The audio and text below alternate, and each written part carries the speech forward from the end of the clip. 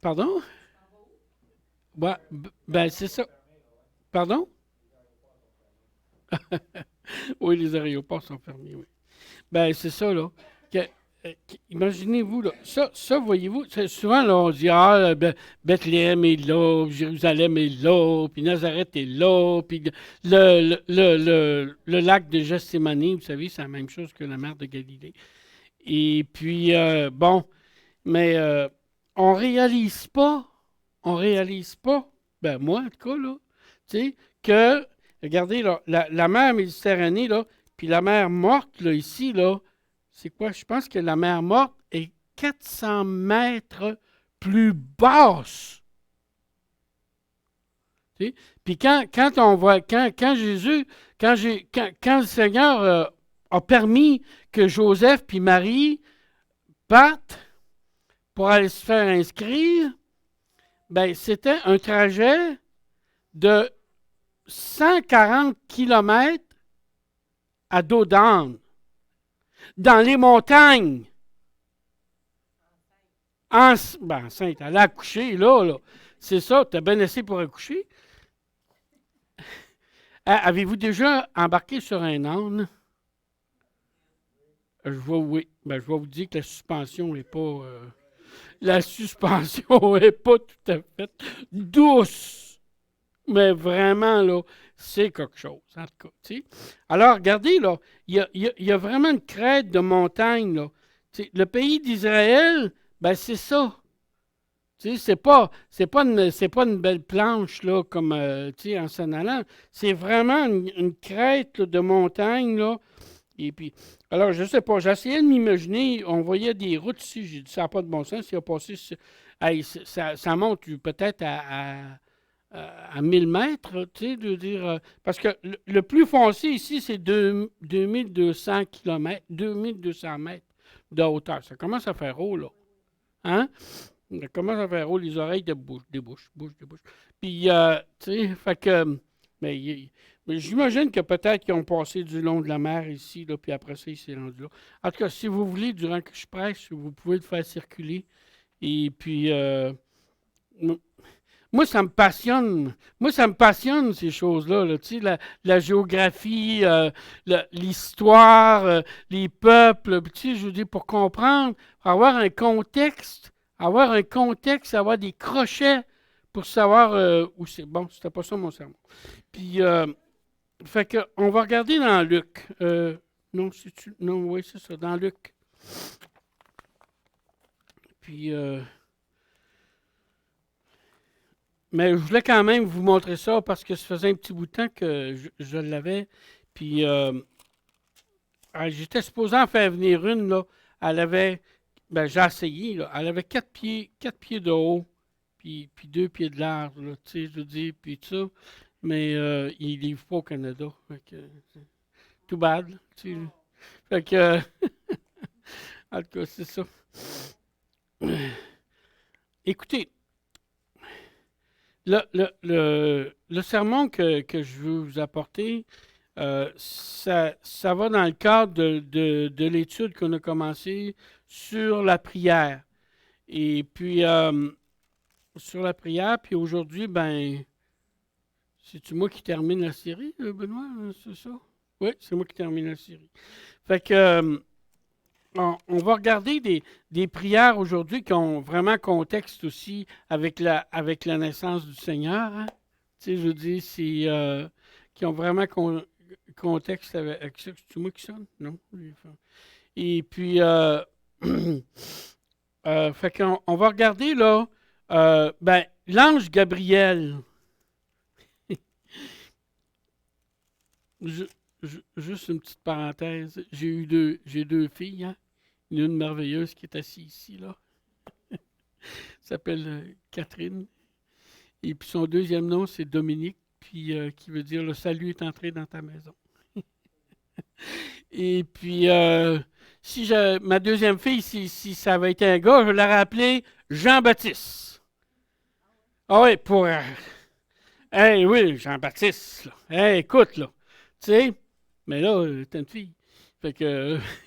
Mais je l'ai appelé Gabriel pour annoncer le message de Dieu. Tu sais? Alors, Gabriel il a été envoyé à qui? À Marie, hein? Pour y annoncer qu'elle serait enceinte. Il y a. Je ne sais pas si c'était à Marie en premier ou non, c'était à Zacharie. Non, c'est Zacharie, à Zacharie. Ouais. Zacharie, là, c'était un sacrificateur, il travaillait au temple, puis là, à un moment donné, il est allé au temple pour offrir, c'est à lui, là, c'était à son tour, là, il avait pigé son nom, c'était à son tour. Puis là, il est arrivé à l'intérieur du temple, tout le monde était réuni au moment de la prière, au moment de l'offrande du parfum. Zacharie s'en va pour offrir le parfum sur l'autel. Et puis, qui est-ce qu'il ne voit pas là? Gabriel, l'archange Gabriel, que Dieu avait envoyé pour lui annoncer la naissance de son fils. Puis ça. Zacharie et Élisabeth étaient très. C'était pas des genoux, là. Hein? Ils étaient âgés. Et puis, il a dit tu vas voir, Jean-Baptiste va venir, puis il va préparer la voie du Seigneur. Il a eu la peur de sa vie hein, quand il a vu, puis il a douté. Le Seigneur dit t'es pas capable de parler, tu vas pendant jusqu'à la naissance de Jean-Baptiste. En tout cas, j'ai passé, et puis passer du temps là, à relire ces deux chapitres-là, là, c'est absolument merveilleux. Et puis là, ben, à la naissance de Jean-Baptiste, ben là, Zacharie a parlé. Et après ça, 6 mois après, l'ange Gabriel encore a été envoyé à Marie. Et puis, pour lui annoncer la naissance du Sauveur. Merci pour ta belle histoire, Frank. Là. C'était vraiment touchant, en tout cas. Puis, aussi. Et puis, après ça, il y avait, quand il était à Jérusalem, quand il était à Bethléem, ben, il a fallu qu'il aille à Jérusalem pour offrir 2 tourtereaux parce que c'était le premier-né, un garçon, le premier-né de la famille. Il fallait le racheter parce que tous les premiers-nés appartiennent à Dieu depuis la Pâque, hein, depuis la sortie d'Égypte. Là. Et puis, fait qu'il a offert ça. Et puis là, le Siméon il travaillait au temple, là, puis qui attendait vraiment la venue du Seigneur. Puis le Seigneur, il avait dit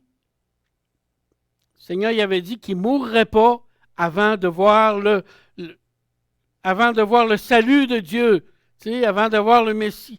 Il l'a vu, comment il a fait?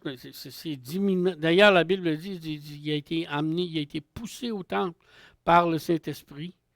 Et puis on a vu les vents, là, mais ça fait que c'est peut-être pas de même, là, en tout cas. Il a été poussé au temple pour recevoir le Sauveur dans ses bras. Puis il y avait une autre madame qui était là qui s'appelait. Comment qu'elle s'appelait? Ah, Anne, c'est ça. Et puis elle aussi, là, elle avait été mariée seulement 7 ans. Puis son mari, il semble qu'il était décédé. Là. Et puis elle était restée veuve, ouais, c'est ça. Et puis elle priait, puis elle jeûnait, puis elle attendait la délivrance de Jérusalem. Tu sais. Ben, c'est ça le contexte, là, tu sais. Et puis là, mais quand Jésus est né aussi, il est arrivé quelque chose, tu as fait une belle allusion à ça dans ton histoire, Frank, là. Les bergers, l'ange, encore une fois, une chorale d'anges qui a annoncé ça. Bon, ça, je vais vous le lire, par exemple. OK. Je ne sais pas.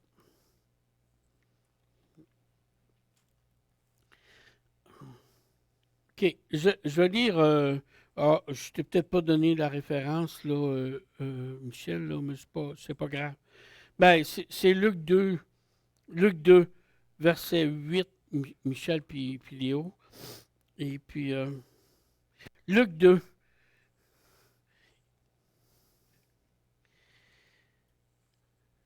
On va attendre un petit instant, là, puis, parce que j'ai pris mes gars de cours, là. Puis, Ça me ressemble, ça. Ah, c'est merveilleux. OK, merci. Il y avait dans cette même contrée des bergers. Et j'aime ça. Et j'aime ça. Tu sais, des bergers parce que le Seigneur était proche tu sais, il n'est pas né là, dans un palais de roi, on le sait, hein? Il est né là dans une bergerie. Tu sais, il n'y avait plus de place pour lui. Puis les anges ont annoncé ça aux bergers. Des gens, on disait que c'était un métier qui était vraiment euh, qui n'était pas aimé, là, qui était méprisé. En tout cas, je sais pas. Moi, il me semble que j'aimerais tellement ça garder les brebis. Là. Et puis, en tout cas, il y avait dans cette contrée des bergers qui passaient dans les champs les veilles de la nuit pour garder leurs troupeaux. Et puis, et voici un ange du Seigneur. La Bible ne dit pas c'est qui. Là, tu sais. Mais moi, j'ai encore pensé, bon, tout d'un coup, que ce sera encore Gabriel. On ne sait pas. En tout cas, ça l'histoire ne le dit pas. Hein, Seigneur. Mais en tout cas, un ange, parce qu'il annonce encore, tu sais, il annonce encore un ange du Seigneur leur apparut et la gloire du Seigneur resplendit autour d'eux. Ils furent saisis d'une grande frayeur. Ben, tu peux croire. Tu sais, je dis ici, hein? Et puis, mais l'ange leur dit, ne craignez point, car je vous annonce une bonne nouvelle. Une bonne nouvelle qui sera pour tout le peuple le sujet d'une grande joie. Car c'est qu'aujourd'hui, dans la ville de David, c'était Bethléem, là. Hein? David, il venait de Bethléem. Puis c'est pour ça qu'il était rendu là, parce qu'il avait été se faire inscrire dans la ville de leur ancêtre. Il vous est né dans la ville de David, il vous est né un sauveur qui est le Christ, le Seigneur. Quand vous allez lire les passages là, autour de la nativité, autour de ça, vous allez voir, à un moment donné, il parle du sauveur, à un moment donné, il parle du Seigneur, à un moment donné, il parle du Messie. Mais là il dit c'est le Christ, le Seigneur. Il s'avance encore plus là, en disant c'est qui, là. Tu sais? Et voici à quel signe vous le reconnaîtrez. Tu sais? Et, et voici à quel signe vous le reconnaîtrez. Vous trouverez un enfant mailloté et couché dans une crèche. Et soudain, il se joignit à l'ange une multitude. Aïe! Ça devait être quelque chose en s'il vous plaît. Hein? Une multitude de l'armée céleste, louant Dieu et disant gloire à Dieu dans les lieux très hauts, et paix sur la terre parmi les hommes qui l'agréent.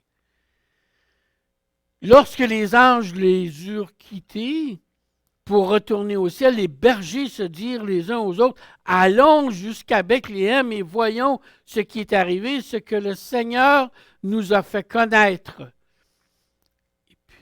Ils y allèrent en hâte, ils trouvèrent Marie et Joseph et le petit enfant couché dans la crèche. Après l'avoir vu, ils racontèrent ce qui leur avait été dit au sujet de ce petit enfant. Tous ceux qui les entendirent furent dans l'étonnement de ce que leur disaient les bergers. Alors, imaginez-vous la gloire du Seigneur, le message qui a été apporté, c'était glorieux. Là, on n'aura pas lu nos passages que je t'ai supposé vous lire. Hein? Avez-vous une Bible à la maison? You know what I mean? Vous les lirez. Vous les lirez. Tu sais, lisez Luc 1, Luc 2. Et puis, je vais vous donner les devoirs. Là. Et puis après que vous les aurez lus, là, ben vous les relirez. Puis vous les relirez. Hein? Ça fait 3 semaines, moi, que je les lis, là. Et puis, justement, puis essayer de voir, là, à travers la réflexion qu'on va s'apporter, qu'on va apporter ce matin, là, essayer de voir tout ce qu'il y a dans ces passages-là merveilleux. La prière, parce qu'on parle de la prière ou le témoignage de Zacharie, de Marie, et puis de Siméon, d'Anne, des bergers. Aussi, arrêtez-vous pour voir ce que les anges ont dit, ce que Gabriel a dit. Et puis ce que les anges ont dit, puis le chant des anges, la chorale des anges. Arrêtez-vous sur ces choses-là. Que nous, j'ai 3 points. Que nous, 2 points, 3 points. Que nous enseignent ces prières et ces témoignages. Okay. Puis après ça, faisant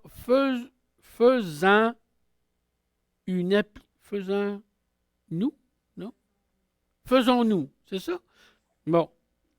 Faisons-nous, non. Faisons-nous. Un affaire de même.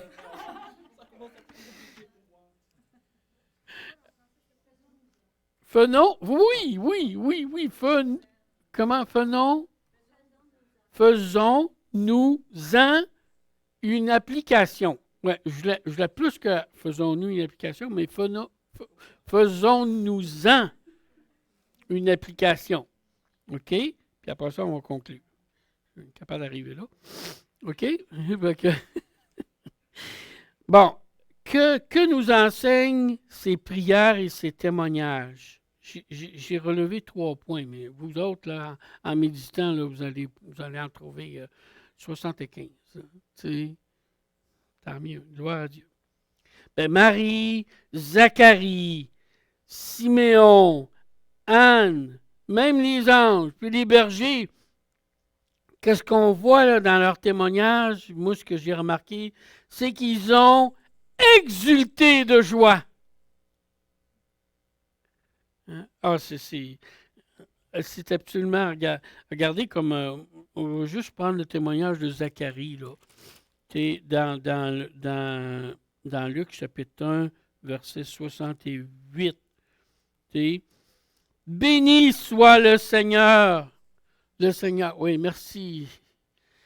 De ce qu'il a visité et racheté son peuple. Et puis, là Zacharie, là, Jean-Baptiste venait de venir au monde, là. Hein? Alors, on s'entend-tu que Élisabeth, c'était une personne âgée? Zacharie aussi. Puis là, mais un petit bébé. Hein? Et puis, là, quelle était la joie? Leur joie. Hein? Mais Zacharie, là, quand il a commencé à prier et à louer Dieu, il ne s'est pas dit « Merci Seigneur, enfin, j'ai un bébé! » Pas ça pantoute qu'il dit. Il a dit « Béni soit le Seigneur, le Dieu d'Israël, de ce qu'il a visité et racheté son peuple. Il nous a suscité un puissant sauveur dans la maison de David, son serviteur. » Il ne parle pas de son bébé à lui, là. Il parle du bébé à Marie qui s'en vient. Tu sais? Puis il parle, tu sais, puis sa louange, son exultation de joie, c'est envers Dieu, puis envers la naissance de Jésus qui est encore pas là, qui va venir. Tu sais? Qui nous a suscité un puissant sauveur. C'est pas Jean-Baptiste le sauveur, c'est Jésus. Hein? Dans la maison de David, comme il l'avait annoncé par la bouche des saints prophètes des temps anciens, un sauveur qui nous délivre de nos ennemis, de la main de tous ceux qui nous haïssent. Ah oui, vous allez voir si c'est beau, là, ce qui s'en vient. C'est ainsi qu'il manifeste sa miséricorde, son pardon envers nos pères, et se souvient de sa sainte alliance, selon le serment qu'il avait juré à Abraham, notre père. Il exulte. Il exulte de joie. Et puis, à travers tous ces témoignages-là, puis ces prières, ce que vous allez remarquer, peut-être comme je l'ai remarqué aussi, on dirait que ça, là, ce que tu vois là, c'est l'expression, écoutez bien, là, vous n'entendrez pas ça souvent des affaires de même, là. Et c'est l'expression de la profondeur d'une relation intime avec Dieu. Vous êtes-tu perdu, là? La prière de Zacharie ici, là, comme la prière de Marie, comme vous allez la regarder, comme la prière de Siméon, comme Anne comme Anne, on entend des belles musiques de Noël, et puis comme Anne, tu sais, c'est ce que ça nous dit, ça, en les regardant, ces choses-là, c'est qu'il y avait une relation tellement profonde, tellement intime avec Dieu. Il attendait le Messie, il ne vivait que pour la promesse. Puis là, il la voyait se réaliser devant leurs yeux. C'est pareil comme à quoi est-ce que je pourrais bien comparer ça? Tu sais? Bon, si le Brésil descendait devant nous autres, là, peut-être que c'est peut-être pas une bonne idée, mais peut-être pas de ce temps-là aussi. En tout cas, mais c'est comme si on voyait des choses extraordinaires arriver devant nous. Tu sais. Donc, je me suis posé, je dirais que ces prières-là sont la réponse à une bénédiction si longtemps attendue. Ils l'attendaient, le Messie, eux autres, là. Ils l'attendaient, là. Ils ne vivaient que pour ça, là. Tu sais?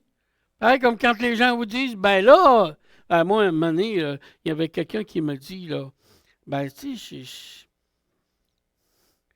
sur ton Facebook, là, tu pourrais peut-être parler d'autre chose que, tu sais, ouais, tu sais, mais non, tu sais, je veux dire, eux autres ne vivaient que pour le Seigneur. Ces prières sont la réponse à une bénédiction que Dieu accorde, qu'ils avaient attendue depuis, depuis 1000 ans, là, tu sais, 1000 ans, 1500 ans, 1800 ans.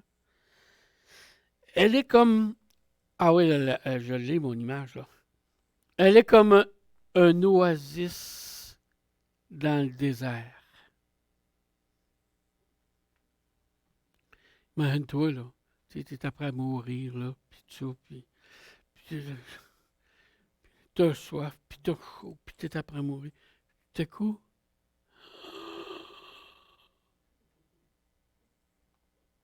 ben, quand ils ont vu ça, eux autres, c'était un oasis dans le désert. Un soupir de soulagement. Ces prières-là que vous allez lire, là, tu sais. Une réponse à une aspiration assumée, comprise, comblée.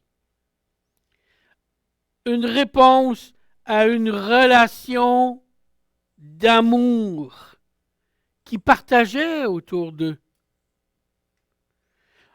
Ah oui, j'aime ça aussi.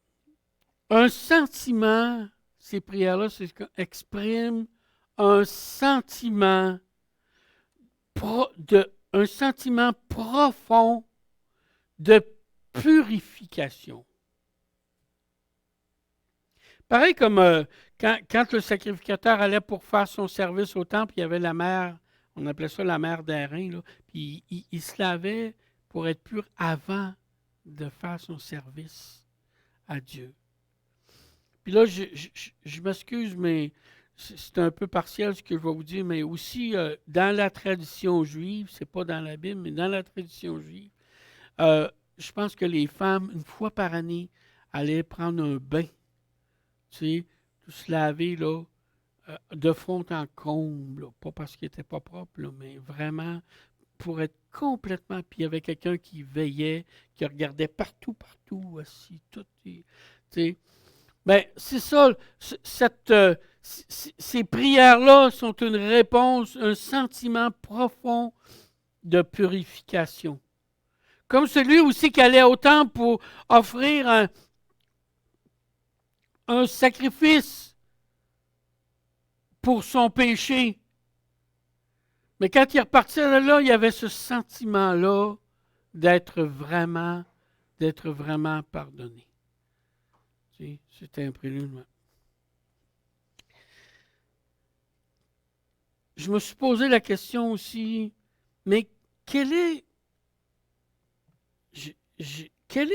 le cœur de Marie, le cœur de Zacharie, le cœur de Siméon, le cœur d'Anne? Qu'est-ce qu'il y a dans leur cœur, au fond de leur cœur? Puis on regarde ces prières-là, puis on regarde qu'est-ce qu'il y a. Mais qu'est-ce qu'on y voit? Un amour profond envers Dieu. Un amour profond envers Dieu. Un grand respect parce que Dieu honore les promesses qu'il avait faites à Abraham, à Moïse, à Jacob, à David, à Isaïe, à Jérémie, à Zacharie, à tout le monde. Tu sais, Dieu honore, Dieu est un Dieu de parole. Non, c'est yeah. Un grand, mais je dis ça parce que vous savez pourquoi. Et puis, un grand respect, un amour profond pour Dieu. Une affection aussi. Quand vous regardez tout, vous allez voir ces études-là, vous allez voir une affection pour le peuple de Dieu. Si on le transpose, on pourrait nous autres une affection pour les frères et sœurs dans l'Église. Eux autres avaient cette affection-là pour le peuple. Un sentiment, ah oui, j'aime ça. Un sentiment, une certitude de sécurité. Pas beau, ça? Hein? Une certitude de sécurité. Oui. C'est l'expression d'une... Puis on voit, vous allez voir aussi, parler comme la prière de Marie. Où est-ce qu'elle est, la prière de Marie? Ah oui. Pardon, mais elle va venir après Zacharie, ouais, c'est ça? Non? Un peu. Prière de Marie. Bon, pardon? Ah oui. Ouais, mais 46, ouais, c'est ça. 1, tu avais raison, chapitre 1, verset 46. Et Marie dit, ben là, Marie, elle avait été voir, écoutez, c'est assez extraordinaire, on va s'arrêter un petit peu sur le contexte, là. Tu sais, l'ange Gabriel, il avait été annoncé qu'elle serait enceinte de Dieu, puis là, elle est partie, puis elle était, vous avez vu le plan, là, à monter des montagnes, puis c'était pas évident, là. Tu sais, je veux dire, puis ça. Elle est partie de Nazareth, là, parce qu'elle est en allée dans une ville de Judée. C'était loin, là. Et puis, quand elle est arrivée là, le bébé dans le sein d'Élisabeth, il a tressailli de joie quand il a entendu la voix de Marie. Puis là, ben, Élisabeth, là, je sais pas, comment est-ce qu'elle a su que Marie serait enceinte du Seigneur? Bien, Élisabeth a dit, d'où me vient la joie que la mère de mon Seigneur vient me visiter? Tu sais? C'était ça. C'était ça le contexte. Puis regardez ce que Marie répond. Marie dit ah, yeah, good for me. Non, non, pas en tout. Tu sais, ah, et Marie dit mon âme exalte le Seigneur.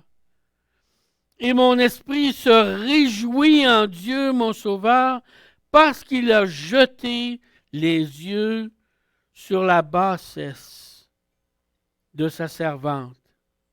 Hein?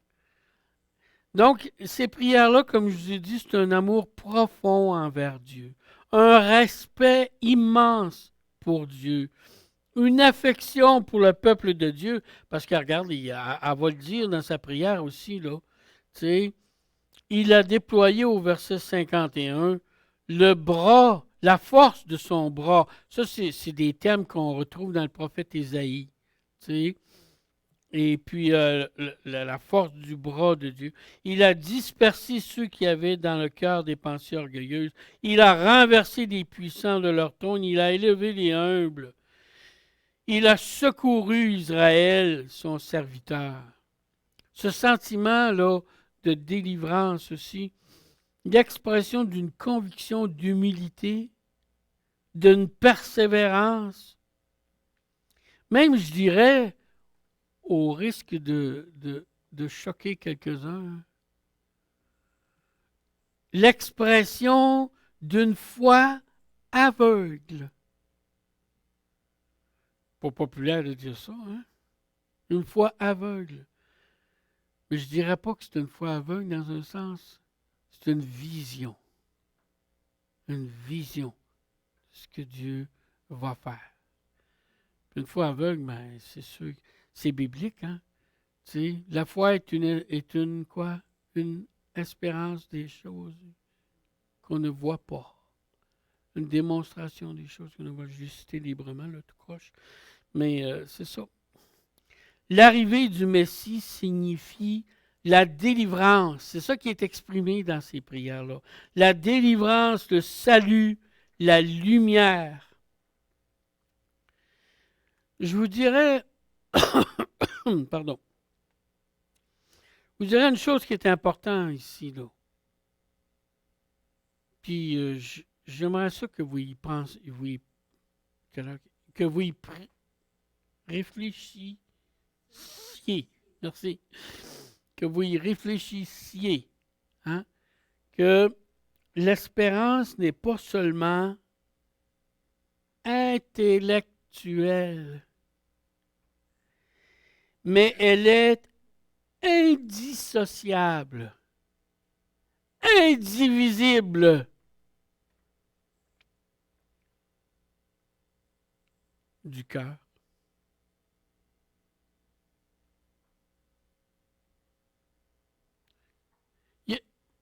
On peut tellement croire, ah oui, je crois que Jésus est mort pour mes péchés, je crois que je suis un pécheur, je crois qu'il va revenir nous chercher, je crois que l'Église, je crois, mais viens pas m'achaler dans ma vie privée. Ça marche pas, là. Voyez-vous, là, Marie, Zacharie, Élisabeth, Siméon, qu'est-ce qu'ils nous expriment? Ben, ils nous expriment que le cœur puis la tête, ça va ensemble. Notre espérance, on la connaît, on est capable de la verbaliser, on est capable de l'écrire. On a la constitution de l'Église, hein? On a notre charte de foi. Mais si le cœur, s'il n'est pas signé avec l'encre de notre cœur, je ménage les mots, là, tu sais, ben, ça va pas, là. Il faut que notre cœur, l'espérance n'est pas seulement intellectuelle, mais elle est indissociable, indivisible de notre cœur. Maintenant, faisons-nous-en une application dans nos vies. J'ai souligné le mot ici, là, dans le mot dans nos vies. Hein? 3 points ici avant d'arriver à la conclusion. Premièrement, les anges annoncent l'arrivée. On l'applique dans nos vies là maintenant. OK? Vous me suivez là? OK? On l'applique dans nos vies. Les anges annoncèrent l'arrivée du Seigneur. Hein? Gabriel, j'ai dit à au moins deux reprises, parce que j'ai soulevé une petite hypothèse bien timidement, que peut-être c'était lui pour la 3e fois. Mais en tout cas, c'est pas grave. Au moins à 2 reprises, Gabriel.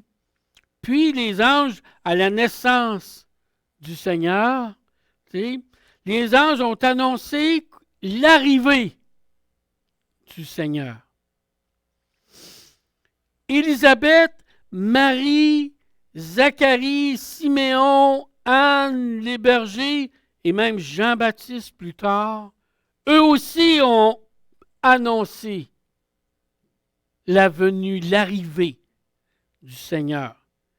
Puis Jean-Baptiste aussi, lui, il a vécu dans le désert, puis à un moment donné, quand il a commencé, le Seigneur l'avait préparé. D'ailleurs, regardez, pourquoi qu'on ne le regarderait pas?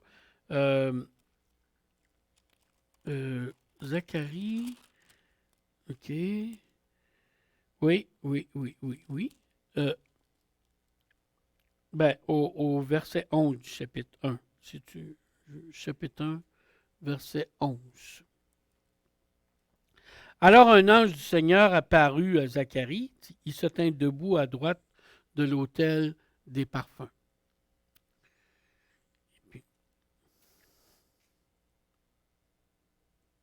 Merci. Verset 12.